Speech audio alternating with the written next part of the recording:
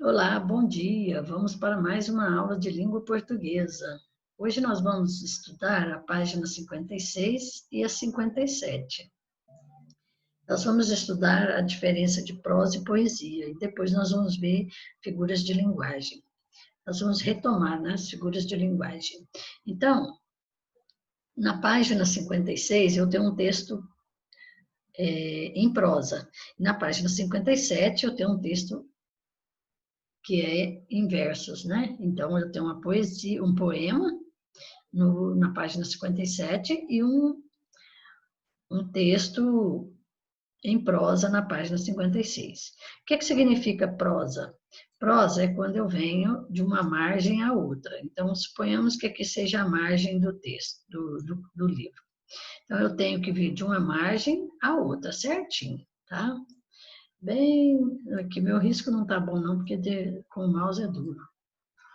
Mas é assim que tem que ser. Agora, já no poema, a gente pode ter uma liberdade, a gente tem essa liberdade. Então, eu posso fazer tudo de um lado, né, do lado esquerdo, posso fazer tudo no lado direito, posso fazer no centro e posso fazer um embaixo do outro aqui. Aqui nós estamos em duas colunas, né? Eu posso fazer tudo aqui embaixo do outro aqui, né? E essa liberdade a gente tem porque no poema a gente não precisa, não ir de uma margem à outra. Por isso que é poema e não prosa. Então, a diferença básica é essa, né? Que o texto em prosa, a gente sai de uma margem e vai para outra, né? Tem o parágrafo, tudo direitinho, né? Mas a gente não pula linha, não é? A gente faz parágrafo, mas não pula linha. Já no texto poema, a gente pula uma linha que é assim, esse espaço em branco aqui entre uma estrofe e outra, para marcar as estrofes, né? Então, como é que eu sei que é uma estrofe, que são 4 estrofes? Porque aqui, ó, tem esse espaço em branco aqui, tá? Então, eu tenho a primeira estrofe, a segunda, a terceira e a quarta estrofe, né? Agora, vamos resolver essas atividades. A temática desses dois textos se aproximou ou diferenciou um do outro? Os textos aí, gente, se aproximam, por quê? Porque eles tratam do mesmo episódio, né? O encontro entre a personagem indígena, Iracema, e o português Martim. Então, é por isso que tem essa semelhança aí, né? A letra B, em relação à disposição do texto na página, qual é a diferença entre eles? Bom, no texto A, o texto ocupa todo o espaço da página, sendo preenchido até o final da linha, que é o que eu acabei de falar, né? Texto em prosa, que é o texto A. Já no texto B, isso não ocorre. Por quê? Porque o texto é organizado em versos, ocupando aí um espaço menor da linha, né? Isso é o que há. Agora, nós temos aqui o texto A é um exemplo de texto em prosa e o texto B é um poema. Com base nos textos, marque PR para as características do texto em prosa e PO para as características do poema. Se é escrito em versos e organizados em estrofes, é PO. Né? Se é composto de parágrafos, blocos de ideias de um texto, é PE. Apresenta recursos sonoros como rima e ritmo, PO.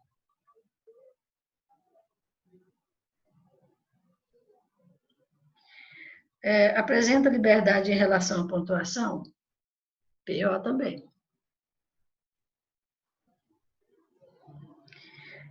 Há certo rigor em relação à pontuação, então é PA. PE. É o texto em prosa. PE. Esse PE aqui ficou meio esquisitinho.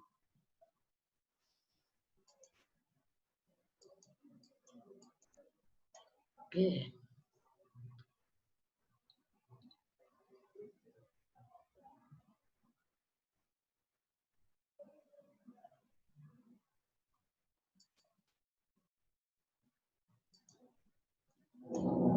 PE. Isso. PO e PE. Então, ficou essa sequência aí, tá? Muito fácil, né? Bom, vamos apagar esses desenhos, porque nós mudamos de página, né?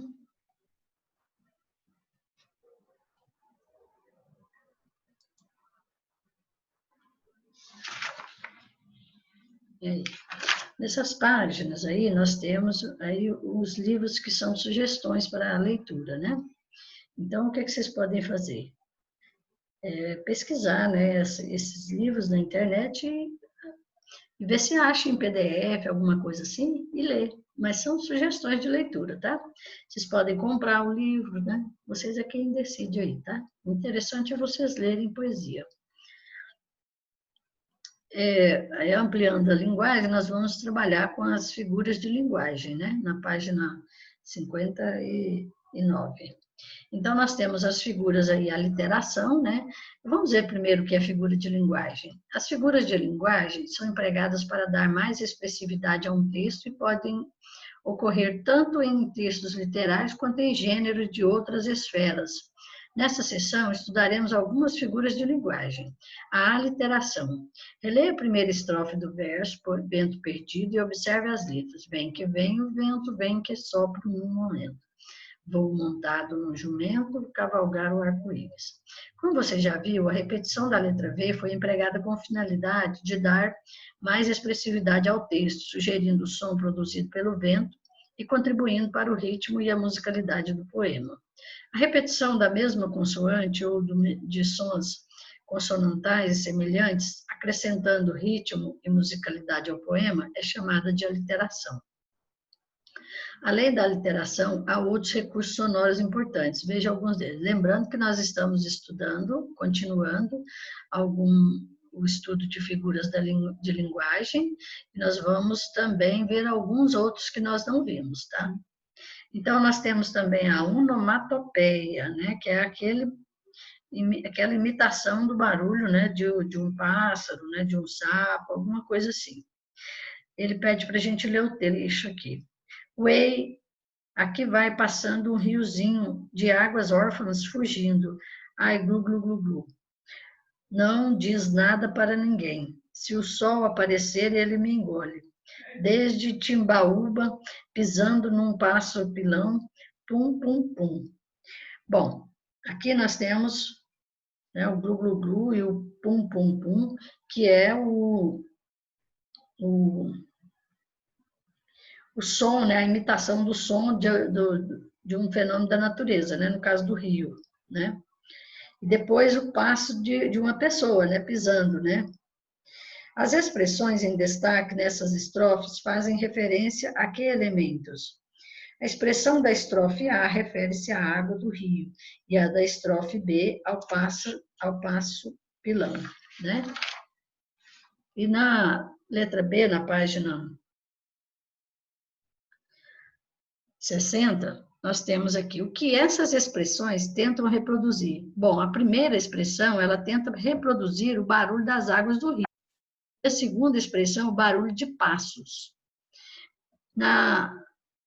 No quadrinho aqui que nós vamos ler, o recurso sonoro que produz certos sons da natureza, de objetos, de ruídos, de animais, entre outros, recebe o nome de onomatopeia. Esse recurso é comum em situações informais da internet e em troca de mensagem por celular. Além disso, é frequente o uso desses sons em histórias em quadrinhos, nas quais criam variados efeitos expressivos. Bom, esses recursos nós vamos sempre observar em todo tipo de texto, tá? Não precisa ser só poema ou texto em prosa, tá? Todo tipo de texto a gente pode encontrar onomatopeia. Crie onomatopeias para representar os sons produzidos pelos seguintes elementos. Eu vou dar sugestão aí, de pessoa espirrando. Atchim, abelha voando, bus, bzz, pessoa tremendo de frio, brrr. Que onomatopeia, a número 3, que onomatopeia é geralmente usada em troca de mensagem via celular com um amigo para indicar gargalhada. Bom, a gente tem aí como resposta, né? KKKKK, hahaha, hehehehe, au, au, au, au, au. Então, são escrito aqui, né? KKK, vocês sabem que é com K. E a hahaha é HA, HA, HA. Hehehe, HE, HE, HE. E au, au, au é HAU, HAU, HAU. Tá bom? Agora nós vamos para a paronomásia, outra figura de linguagem também muito utilizada, principalmente em poemas. Leia uma estrofe de um poema de Afonso Romano de Santana. Como? Como um selvagem? Como?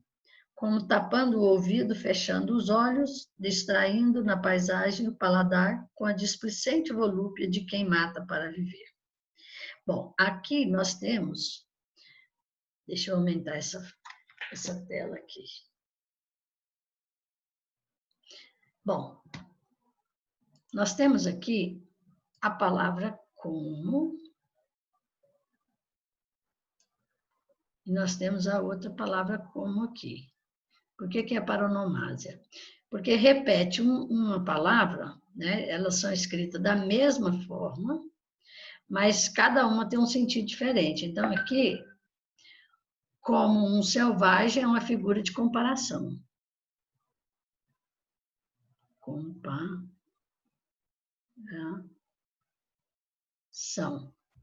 Já aqui é um verbo. Verbo flexionado, né? É claro.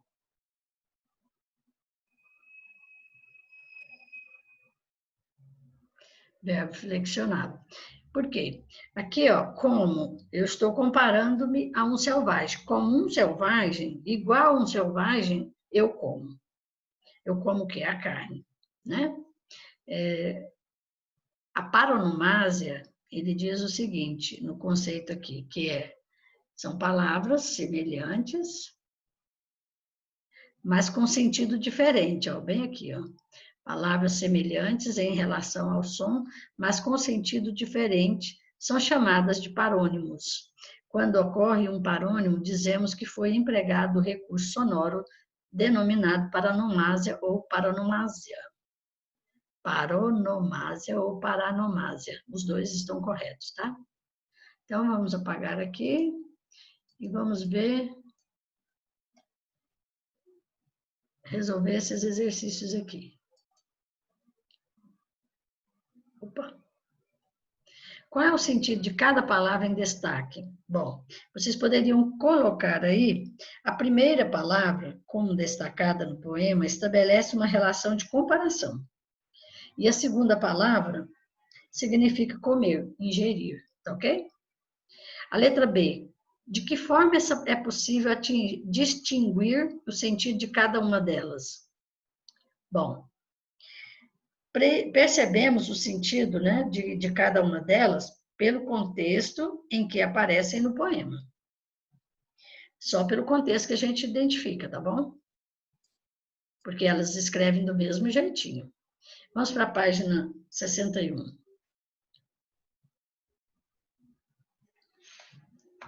Bom, leia os pares de parônimos a seguir, pesquise em um dicionário o sentido de cada um deles e crie versos empregando-os. Parônimos. Cavaleiro, cavaleiro, né? Cavaleiro é aquele que anda a cavalo, é um montador. E cavalheiro é um homem de nobreza, bem educado, gentil. Comprimento é a extensão de algo considerado de uma extremidade à outra. E cumprimento é um gesto ou palavra de saudação, elogio. Então, eu não cumprimento a pessoa, não, eu cumprimento a pessoa, né? Eu cumprimento a pessoa, ok? Na assonância, nós temos, vamos ver aqui, a assonância é a repetição de uma vogal ou de vogais, que possuem o mesmo som, dando ritmo e pode também reforçar a ideia expressa no poema, que é chamada de assonância, né? Então, ó, gargalha, ri, num riso de tormenta, como um palhaço que é desengonçado, nervoso, ri num riso absurdo, inflado, de uma ironia e de uma dor violenta. Muito bem. Qual vogal se repete de forma mais expressiva neste poema?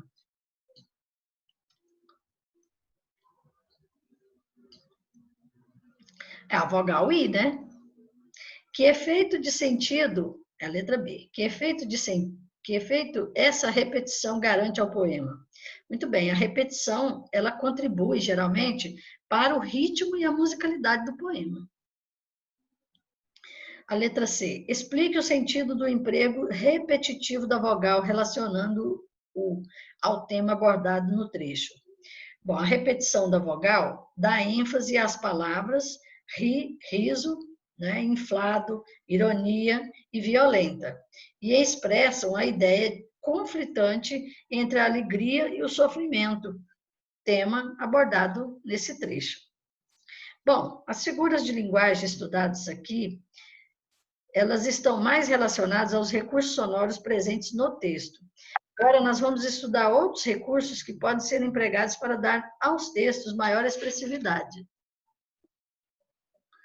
E nós vamos estudar a página 62 na próxima aula, tá ok? Por enquanto, a gente corrigiu as atividades, daqui a pouco a gente continua as atividades na próxima aula, tá? Um grande abraço, até amanhã. Tchau, tchau.